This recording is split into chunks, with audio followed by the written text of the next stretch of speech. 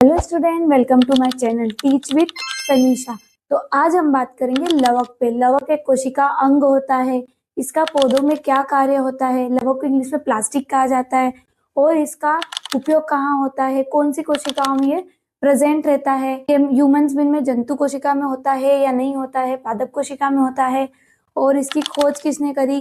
कितने प्रकार के लवक होते हैं पादप कोशिकाओं में? इनका क्या क्या कार्य होता है? इन सब के बारे में आज हम डिस्कस करेंगे। प्लास्टिक क्या है? एक कोशिका अंग है। इसकी परिभाषा देखते हैं। पादप कोशिकाओं और शैवाल में पाए जाने वाले दोहरी झिल्ली वाले कोशिकांग, कैसी झिल्ली वाले? दोहरी झिल्ली वाले कोशिकांग क्या कहलाते हैं? लवक कहलाते हैं, प्लास्टिक कहलाते हैं। कोशिकांग का मतलब क्या होता है? कोशिका के अंदर उपस्थित चीजें, मतलब कि जैसे कि आपने माइक्रोकांडिया सुना होगा, आपने लाइसोसोम सुना होगा, ईआर अंतःप्रद्रव्य जालिका सुना होगा। वैसे ही कोशिकाओं में क्या प्रेजेंट होता है? लवक। पर अंतर ये होता है कि लवक सिर्फ जंतु कोशिकाओं में नहीं होता है, पादप कोशिकाओं में ही उपलब्ध होता है।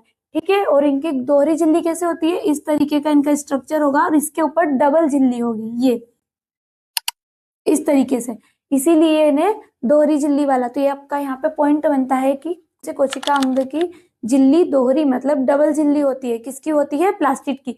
याद रखना, यहाँ से क्वेश्चन बनता है। ठीक है। फिर क्या है? प्लास्टिक की खोज कितने करी है? 1865 ईस्वी में हैकल ने। साइंटिस्ट के नाम आप हमेशा याद रखना, किसी भी इसमें साइंटिस्ट के नाम आपको नहीं भूलना है। ठीक है। हैकल ने करी। कितने प्रकार के लवक होते हैं? टोटल 3 प्रकार के लवक होते हैं। पहला है हरित लवक, और इसको आप सब लोग अच्छे से जानते होंगे, सबको पता है कि हरित लवक क्या होता है। दूसरा क्या है? वर्णित लवक। और तीसरा क्या है? अवर्णित लवक। एग्जाम में सीधा सा अगर इजी सा क्वेश्चन पूछा जाएगा तो यही पूछा जाएगा कि लवक कितने प्रकार के होते हैं। तो लवक कितने प्रकार के होते हैं? 3 प्रकार के। अब पहले लवक की बात करते हैं हम, हरित लवक। हरित लवक क्या होता है? जो हमारी प्लांट की लिप्स होती है, पौधे का जो हरा रंग होता है, किसके कारण होता है? सब हरित लवक के कारण। ये पत्तियों का हरा रंग किसके कारण होता है? हरित लवक के कारण। ये भी एक प्रश्न बनता है कि पत्तियों का हरा रंग किसके कारण होता है? तो किसके कारण? हरित लवक के कारण। हरित लवक को इंग्लिश में क्या कहा जाता है? क्लोरोप्लास्ट। ये क्या करता है? पौधों को रंग प्रदान करता है। इसमें क्या उपस्थित होते हैं? रंग, वर्णक उपस्थित होते हैं, है ना। पौधों को रंग प्रदान करेगा। और क्लोरोप्लास्ट की उपस्थिति के कारण पौधों में प्रकाश संश्लेषण की क्रिया होती है। किसके कारण? प्रकाश संश्लेषण की क्रिया किसके कारण होते हैं? क्लोरोप्लास्ट के कारण। क्यों? क्योंकि पत्तियों का हरा रंग होगा और उनपे क्या गिरेगा? सनलाइट। और वातावरण की CO2 और पानी के साथ मिलकर क्या बनाएंगे? ये प्रकाश संश्लेषण करेंगे, जिससे क्या बनेगा? भोजन। तो आपको क्लियर हुआ कि हरित लवक क्या होता है। दूसरा होता है हमारा वर्णित लवक। वर्णित लवक क्या होते हैं? जिनमें कलर पाया जाता है। क्या पाया जाता है? कलर। जैसे हरित लवक में सिर्फ हरा रंग पाया जाएगा, दूसरा कोई रंग नहीं उपलब्ध होता है। पर जैसे ही हमारे वर्णित लवक होते हैं ना, ये रंगीन होते हैं। जैसे कि आपने फ्लावर का कलर देखा है, अलग अलग डिफरेंट जो फ्लावर्स का कलर होगा, पपीते का कलर, टमाटर का कलर, ये सब किसके कारण होते हैं? इसमें भी क्या प्रेजेंट होता है? लवक प्रेजेंट होता है। और कौन सा लवक होता है? वर्णित लवक। उसको इंग्लिश में क्या कहा जाता है? क्रोमोप्लास्ट। ठीक है, क्रोमोप्लास्ट। पीला रंग जो होता है जेंटोफिल के कारण होता है। किसका? पपीते में जो पीला रंग होता है किसके कारण होता है? जेंटोफिल के कारण। और जो गाजर में जो पीले वाले गाजर होते हैं वो केराटिन के कारण होता है। टमाटर और मिर्ची का लाल रंग किसके कारण होता है? लाइकोपीन के कारण। तो वो सब कारण क्या होता है? उनका सब कारण क्या होता है? क्रोमोप्लास्ट। ठीक है। अब जैसे ही बात करें हम, फ्लावर का कलर होता है, रंग बिरंगे जो फ्लावर होते हैं, ये होना क्यों जरूरी है? ये इसलिए जरूरी होते हैं कि ये इंसेक्ट को अपनी ओर अट्रैक्ट करते, आकर्षित करेंगे। अब आकर्षित करेंगे तो एक इंसेक्ट एक फ्लावर पे बैठ के दूसरे फ्लावर पे जाके बैठेगा। ठीक है। अब जैसे ही एक इंसेक्ट दूसरे फ्लावर पे जाके बैठेगा तो उसमें क्या होते हैं? Pollen grain. क्या होते हैं? ये पोलन ग्रेन।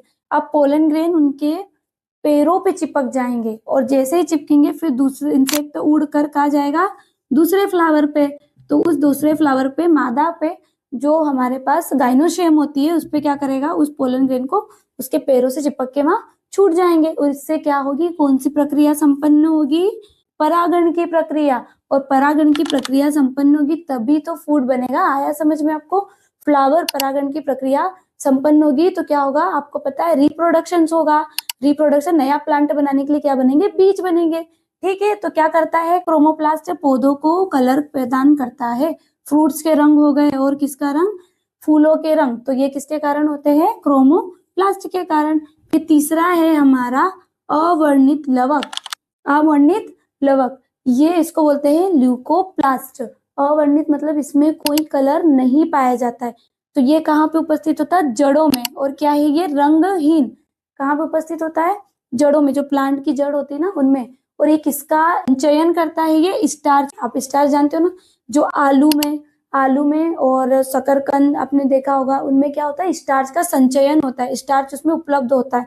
फिर अपने अपने कैप्सूल कहाँ है? अपने यहाँ पे जो तबीयत खराब होती है और जब आपको डॉक्टर कैप्सूल देते हैं, वो कैप्सूल के जो ऊपर की जो जिलेटिन वाली कवर होता है, वो भी किसका बना होता है? स्टार्च का बना होता है। क्यों? कैप्सूल को कवर से, मतलब उसके अंदर जो लिक्विड होता है उसको स्टार्च से कवर क्यों करते हैं?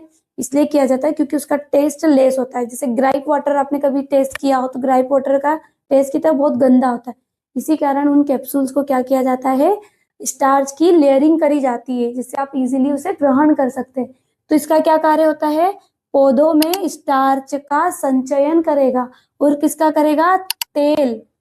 तेल, जैसे कि आपने तिलहनी फसलें देखी होगी, या लिनसीड हो गया, इसमें क्या किनका संचयन किसके कारण होता है?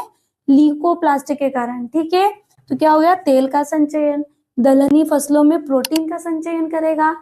प्रोटीन में दलहनी फसलें, दाल वाली जो फसलें होती है, उनमें प्रोटीन का संचयन करता है कौन? ल्यूकोप्लास्ट। ठीक है, और कहाँ उपलब्ध होता है? ये जड़ों में पाया जाता है। आगे आपको समझ में ये तीनों प्रकार, और तीनों में से आपके एक एक क्वेश्चन, चाहे तो ये हरित लवक से तो आपका क्वेश्चन बना ही है, क्वेश्चन बनेगा ही।